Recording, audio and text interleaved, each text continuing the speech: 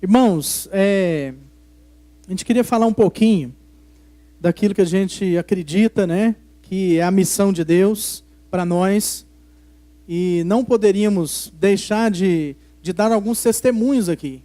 Então, queria mesclar aqui hoje algo aqui que testifica na palavra, um testemunho. Nós vamos conversando a respeito da missão integral, prática, daquilo que Deus tem produzido no nosso meio.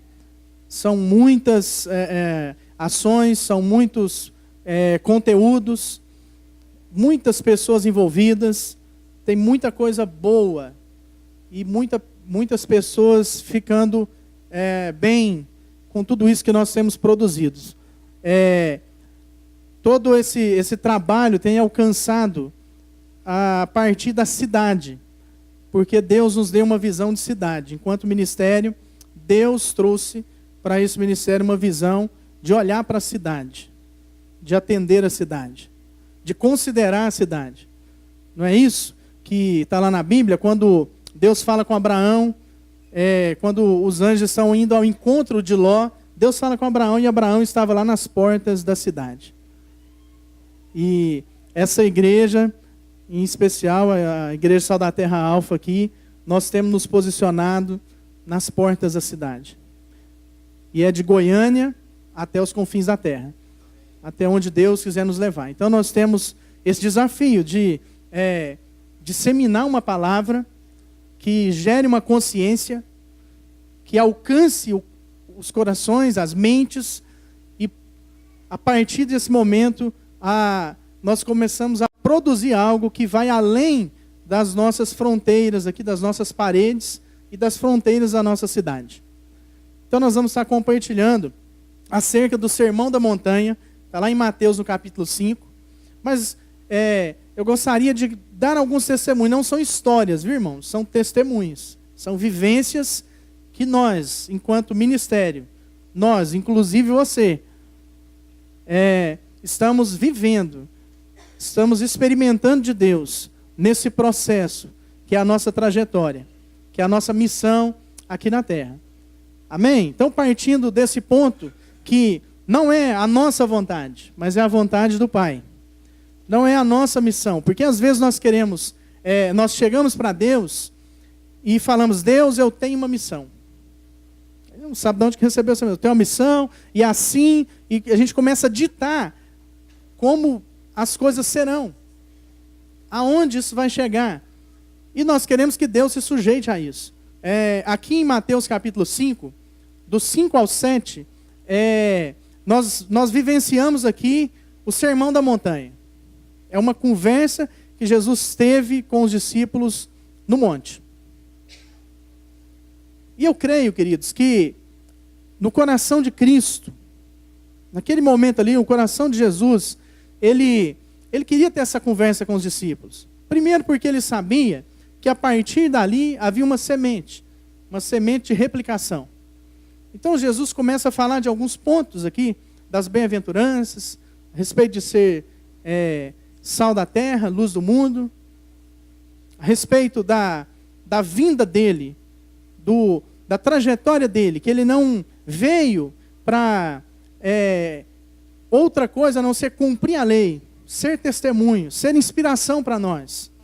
E Jesus fez isso, ele cumpriu toda a lei, ele foi testemunho, ele é inspiração para nós.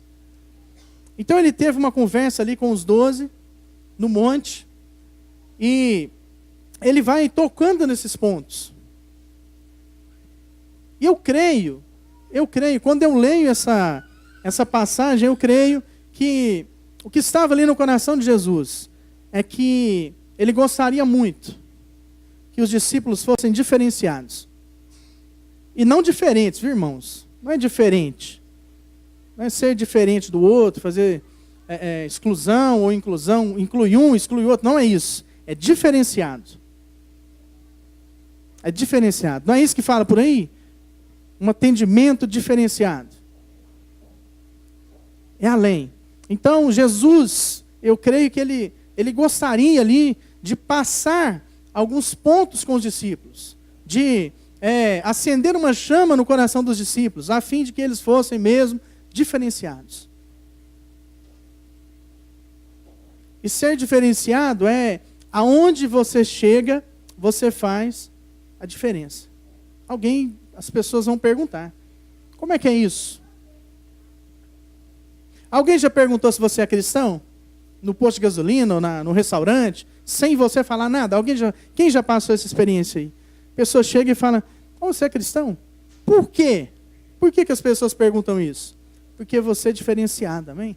Não é porque você é diferente dos outros, é porque você é diferenciado. É a sua forma de agir, é o seu jeito de tratar as pessoas, é o seu olhar.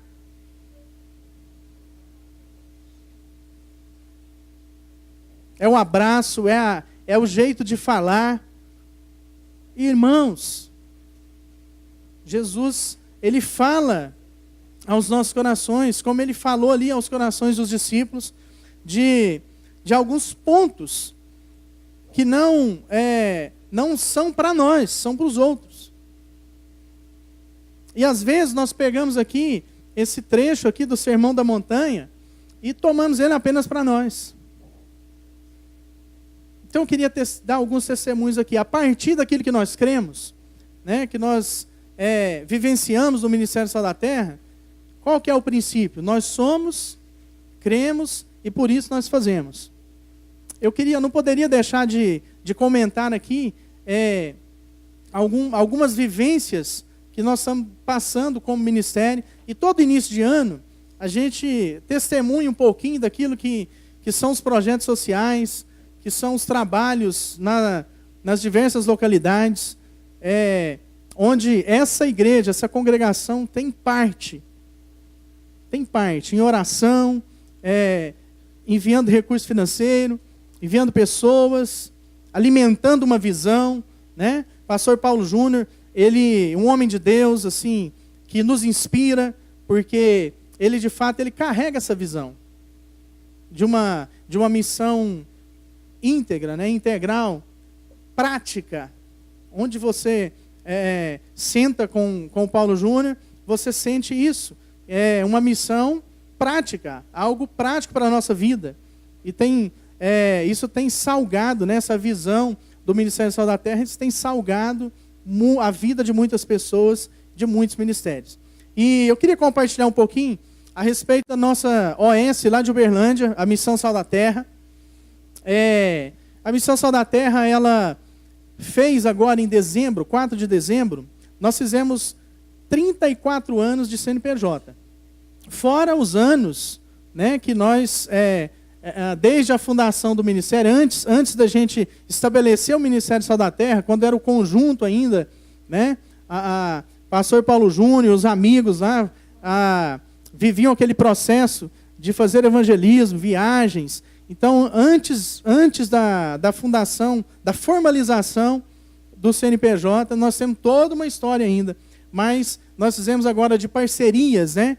34 anos, em dezembro do ano passado. E uma dessas parcerias é na área da educação.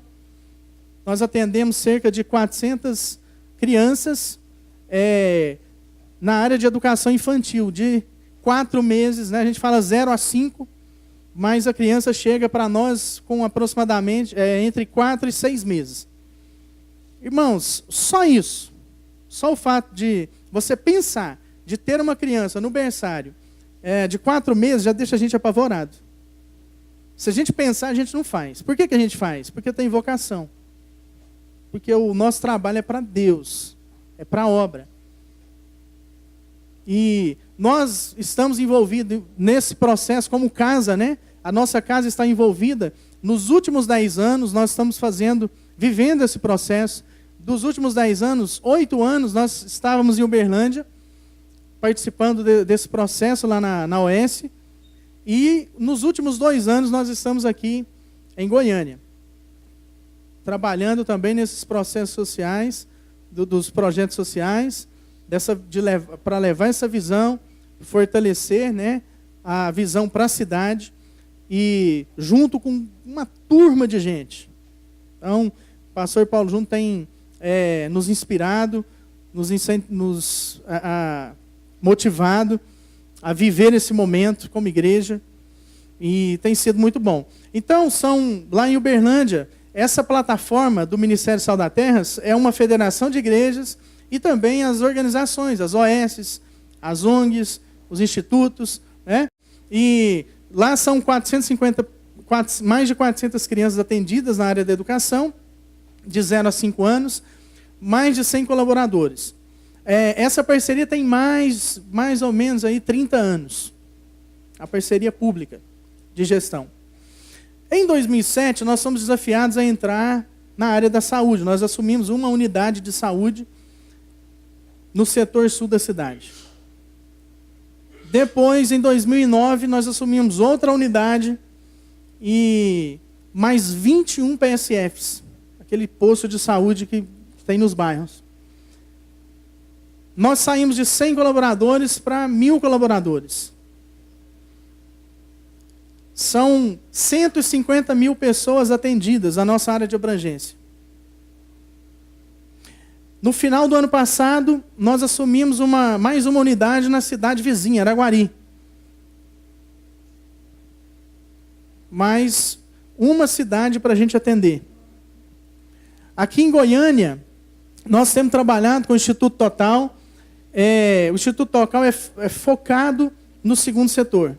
Nós trabalhamos a partir de uma conversa, nós geramos uma consciência nos empresários e a partir dessa consciência nós trabalhamos a questão da transformação social, de gerar transformação social a partir do segundo setor. Então o Instituto Total, ele atua com os projetos sociais. Nós temos vários projetos, o Crisálida, que todo mundo conhece. Nós temos o Arte Móvel, que trabalha dentro dos presídios, que trabalham com arte. Nós temos a oficina de arte que funciona aqui nesse prédio durante a semana. Nós temos alguns serviços que nós prestamos para as empresas, mas não é uma prestação de serviço por prestação de serviço. É uma prestação de serviço que gera transformação social, que devolve para a cidade. Então, aonde o Instituto presta serviço, nós devolvemos para a cidade em transformação social.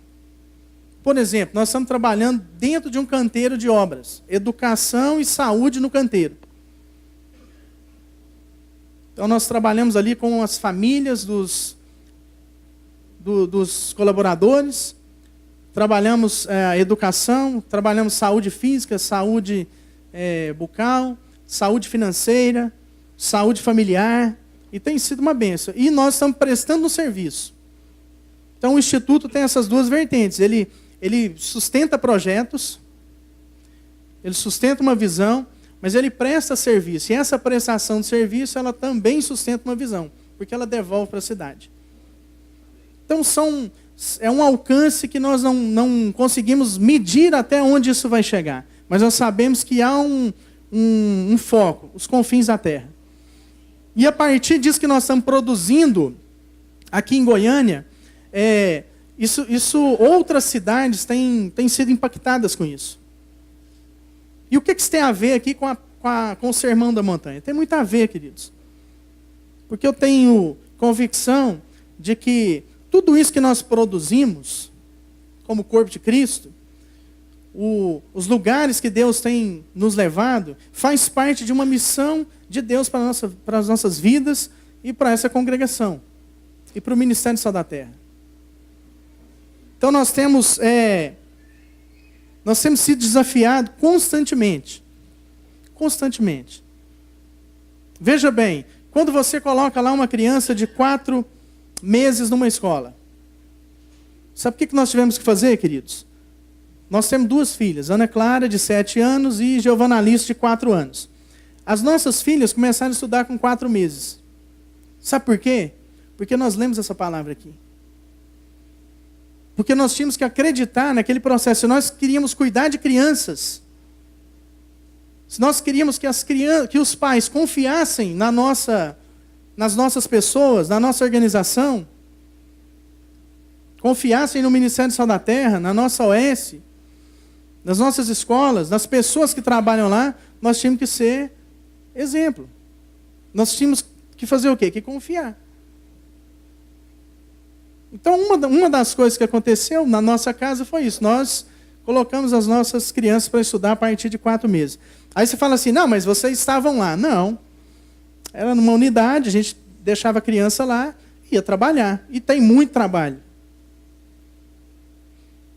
Isso tinha tudo a ver com essa palavra. Quando nós começamos a ler e entender o sermão da montanha para o outro e não para nós. E é sobre isso que eu queria refletir. Mesclar essa palavra com todos esses testemunhos. Porque isso faz sentido para nós. Todos os trabalhos sociais, todos os serviços que nós prestamos, tudo que nós temos produzido de conteúdo, os lugares que Deus tem nos levado, é porque isso faz sentido para nós. Porque quando nós lemos essa palavra, nós encontramos o respaldo. Nós encontramos a explicação. E sabe qual é a explicação, querido? É que nós estamos vivendo e fazendo porque nós somos e porque nós cremos. E porque não há interesse de fazer para nós mesmos, corpo de Cristo, mas há interesse de fazer para o outro. E aí, amados, quando a gente começa a meditar aqui nessa palavra, lá no versículo 3 do capítulo 5, bem-aventurados os humildes de espírito, porque deles é o reino dos céus. Às vezes nós pensamos assim, não, mas eu sou humilde, então está tudo certo. O reino do céu é meu, vamos tocar a vida, é isso aí, estou no caminho certo. Irmão, mas será que é isso que Jesus queria dizer? Será que é isso que Jesus quer dizer para nós? Será que foi isso, é a respeito disso que Jesus conversou com os discípulos? Isso aqui é o início de um processo. Mas quando eu leio esse versículo, quando você lê esse versículo, nós somos desafiados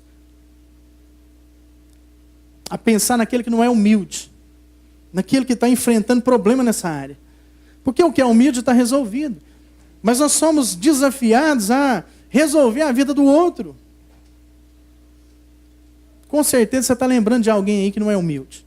É isso mesmo, deixa isso queimar no seu coração e vai ao encontro.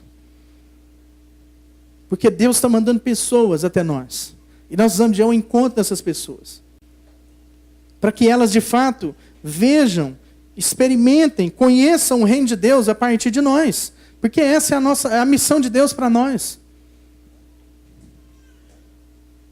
Depois diz assim, no 4, bem-aventurados os que choram, porque eles serão consolados. Quantas pessoas estão precisando de consolo? E a gente complica demais as coisas.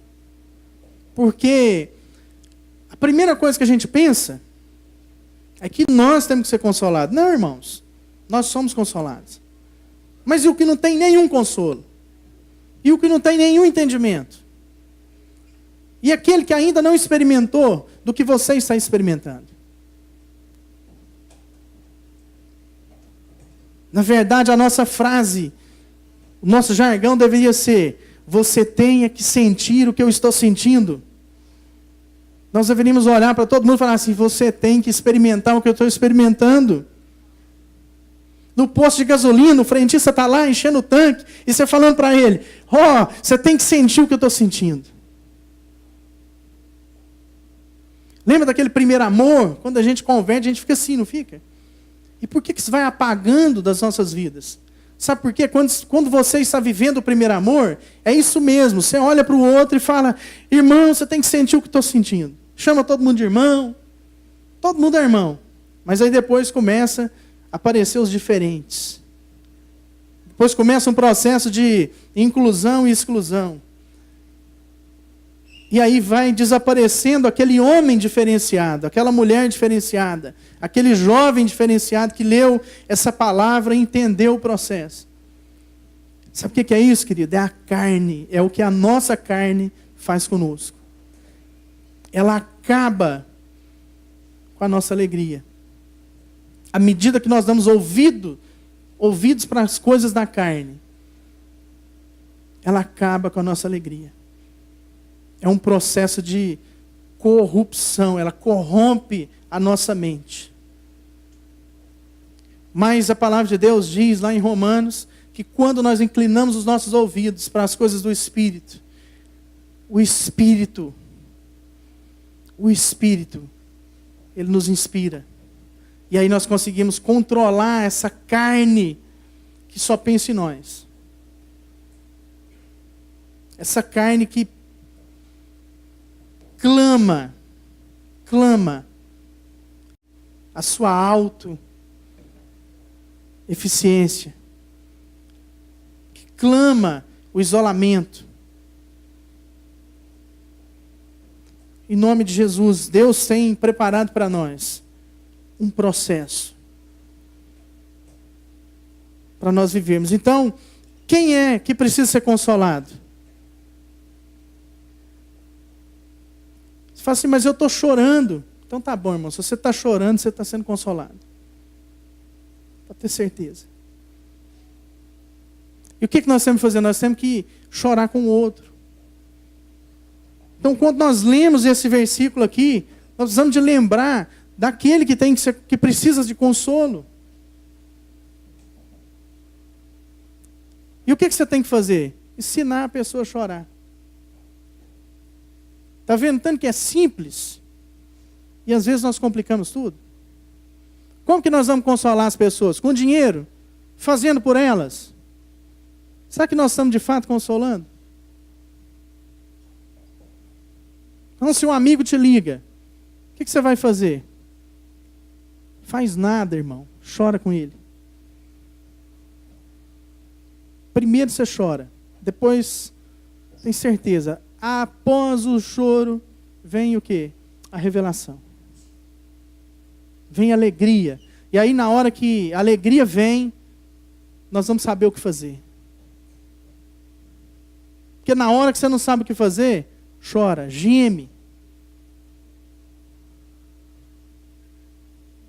Tem gente que não sabe o que é isso, irmão. Tem gente que não passou por um momento desse. De choro mesmo. Você chorar para Deus não dá conta de falar. Aquele momento assim que você tem que ir para o quarto. Quando a Bíblia fala lá para a gente ir para o quarto e negócio assim reservado, é esse momento assim, de que você não dá conta de falar, não tem, a voz não sai, mas aí, você geme. E Deus entende tudo. Amém, irmão?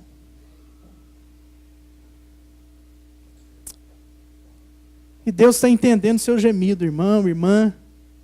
Deus está entendendo seu gemido. E o seu negócio é consolar, amém? É chorar com o outro, porque Deus está chorando com você. Aleluia. Depois diz assim, bem-aventurados os mansos, porque eles herdarão a terra. Quando nós olhamos para esse versículo, irmão, os mansos. Aí você fala assim, mas eu sou manso até demais. Sou tão manso que eu chego a ser folgado. Espaçoso, assim. Irmão, mas será que é isso? Quando a gente lê esse negócio aqui, eu creio que o desejo do coração de Jesus é que acenda no nosso coração uma chama por aquele que não é manso, por aquele que está irritado, apavorado, angustiado. O nervosinho lá do seu serviço, não tem um nervosinho lá na escola, sempre tem um nervosinho. Apavoradinho. Irmão, é esse aí que nós temos que ir lá. Quando nós olhamos para esse versículo aqui, é desse que Jesus está falando.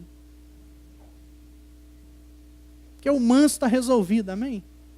O manso é um instrumento. Em nome de Jesus, bem-aventurados os que têm fome e sede de justiça, porque serão fartos. Aí aqui, irmão, complica. Nesse momento aqui, tem muita gente que tem sede e fome de justiça, mas para ele, para a verdade dele, para o negócio dele, para a vida dele, os problemas dele. E o nosso desafio aqui é ter fome e sede de justiça, mas é pelo injustiçado. É por aquele que está sendo lesado. Porque um pouquinho depois, na próxima aqui, vai falar dos limpos de coração. E depois vai falar daqueles que são perseguidos. Se nós não entendermos isso, irmãos, que às vezes nós vamos ser perseguidos, às vezes não, nós vamos ser perseguidos. De alguma forma você vai ser perseguido. E deixa eu te falar, você não entrou numa latada não. Porque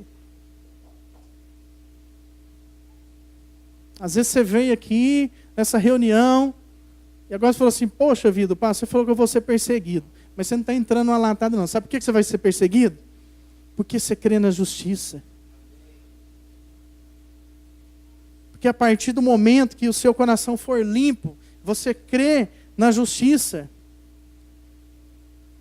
começam as perseguições. Irmão, para que alguém que está com a vida toda arrebentada vai ser perseguido? Qual o sentido disso? Muitos ainda colocam a culpa no diabo.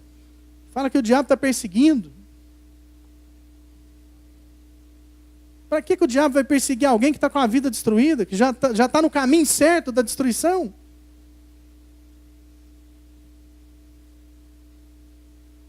Para que as pessoas vão perseguir? Qual o sentido que tem em perseguir uma pessoa que já é perseguida? Pelas suas concupiscências, pelas suas angústias. Então as perseguições, elas estão para todos. Mas as nossas reações, quando nós entendemos o chamado de Cristo, as nossas reações fazem toda a diferença. Diante das perseguições, diante dos desafios, diante da injustiça, diante das injúrias, diante das mentiras. Então, se alguém mente a respeito de você, mentira é mentira. Nós temos que atentar ao mentiroso, nós temos que tratar o mentiroso.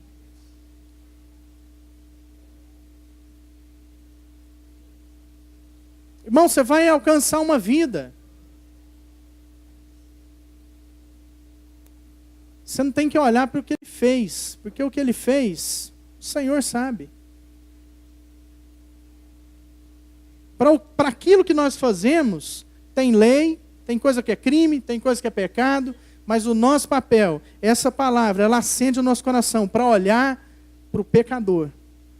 Para olhar para aquele que não está vivendo, que não está experimentando, que não está sentindo o que nós estamos sentindo.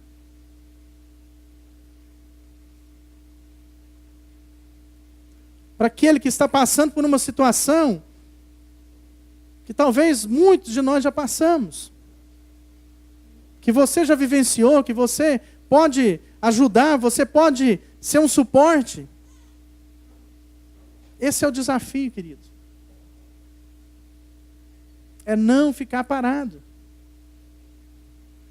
A frase que estava ali estampada na camiseta do Marcelo. Quem se envolve, quem não se envolve, não desenvolve. Ou seja, se você envolver, você vai desenvolver. É isso. Então, tudo isso que nós estamos vivenciando, os testemunhos de projetos, de vivências, de ações, tudo isso que nós vivenciamos, tudo isso que nós estamos experimentando, é a partir dessa palavra. Deus nos chamou como ministério a partir do Sermão da Montanha, nos desafiando a sermos sal da terra e luz do mundo. Nos desafiando a olhar para o próximo. Nos desafiando a servir o próximo, entender o próximo. A estabelecer a relação. A criar os links, as redes. A exercitar a nossa fé. Então eu queria te desafiar essa manhã. a refletir sobre a missão de Deus para a sua vida.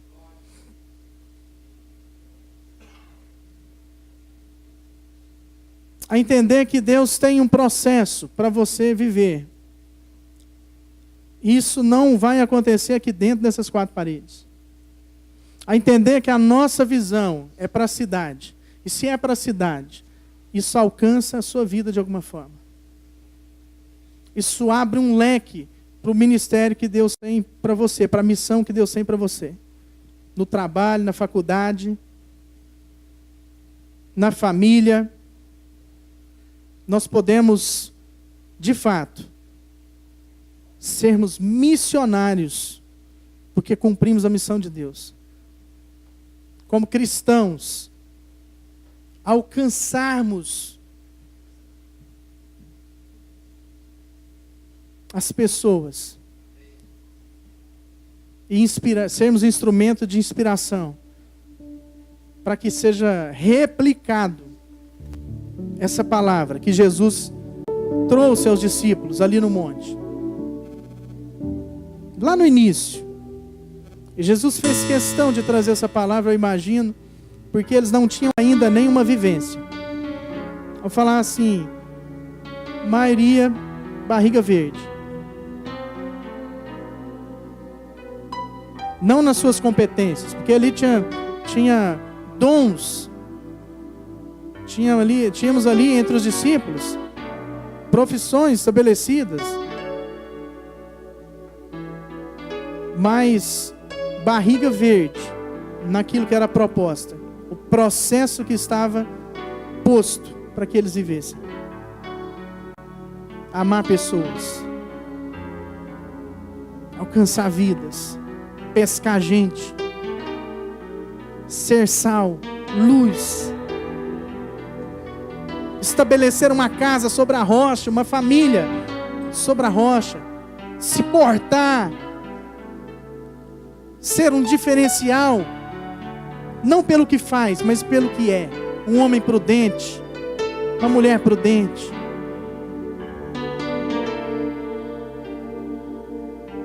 Queria te desafiar essa manhã a refletir sobre esses pontos.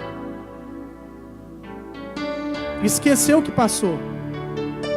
Talvez você está julgando a sua vida aqui.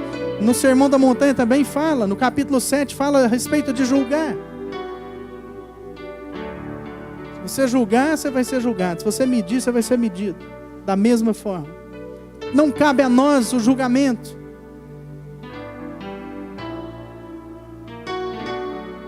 Deus tem um plano maior. Mas tem uma condição. Como o Enzo disse aqui no começo, tem uma senha. O tempo estabelecido por Deus está numa senha. E é o seguinte: o número só aparece o dia que desliga. O número só aparece, a gente só sabe o número no dia que para de respirar. Mas o papel está aí, está escrito. Tem uma senha aí. Então, será quanto tempo que você tem ainda? Será quanto tempo que eu tenho? Só o Senhor. Mas está vendo, queridos, a nossa mente limitada, quando nós começamos a falar de tempo, de morte, nós limitamos a nossa incapacidade de pensar de forma eterna. Nós só pensamos no futuro, nós não pensamos na eternidade. Começamos a pensar no que vai ser amanhã, depois. E Jesus faz uma proposta para que o nosso pensamento seja eterno.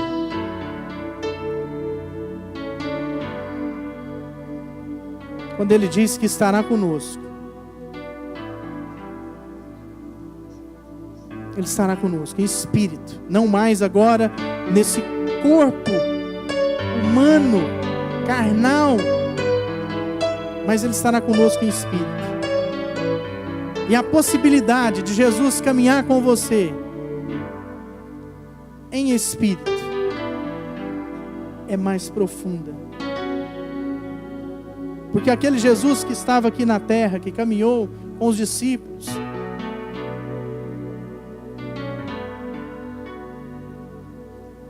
Ele nasceu, morreu, ressuscitou em espírito. E esse foi o processo que Jesus viveu para estar conosco em espírito, para que nós entendêssemos a eternidade e não nos preocupássemos com as coisas que estão por vir, porque as coisas que estão por vir são coisas terrenas. A eternidade não está por vir, ela já é fato nas nossas vidas. A eternidade não está por vir, ela está na nossa consciência.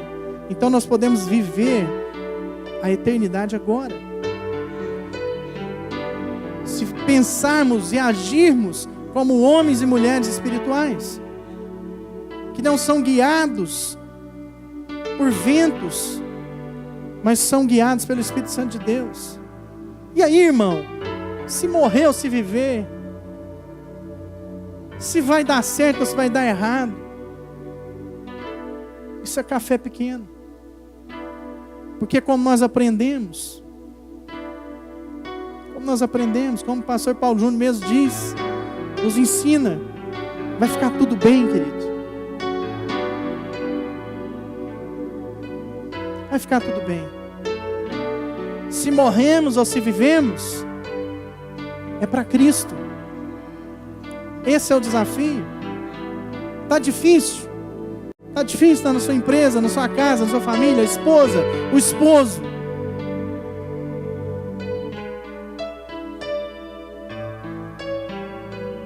Coloque isso aqui em prática.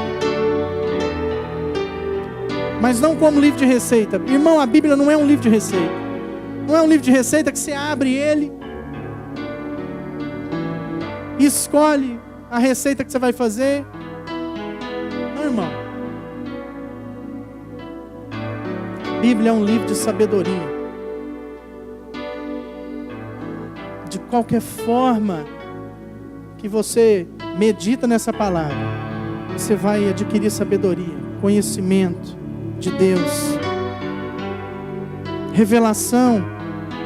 O Espírito Santo age na sua vida à medida que você crê, porque você é. E agora você pode fazer, empreender. Amém, querido? Então esse é o desafio. Vamos ficar de pé. Vamos ter uma palavra de oração. Amém. Olha que bênção. Nós vamos cantar um cântico aqui que fala de um plano maior. Vamos fazer desse cântico uma oração. Sabe aquele desafio que Deus colocou no seu coração? O desafio que Deus colocou no seu coração. Esse é o plano de Deus para a sua vida. E não o desafio que você está tentando colocar no coração de Deus. Eu queria que você abrisse os seus ouvidos espirituais essa manhã e atentasse ao desafio que Deus colocou no seu coração. Porque o desafio que você está tentando colocar no coração de Deus tem preço, tem tempo determinado. É fato que ele vai morrer. O desafio que Deus está colocando no seu coração tem valor, não tem preço. Tem tempo determinado, a eternidade. Mas não importa se ele vai morrer ou se ele vai viver, porque se ele morrer, ele vai viver. Amém, querido?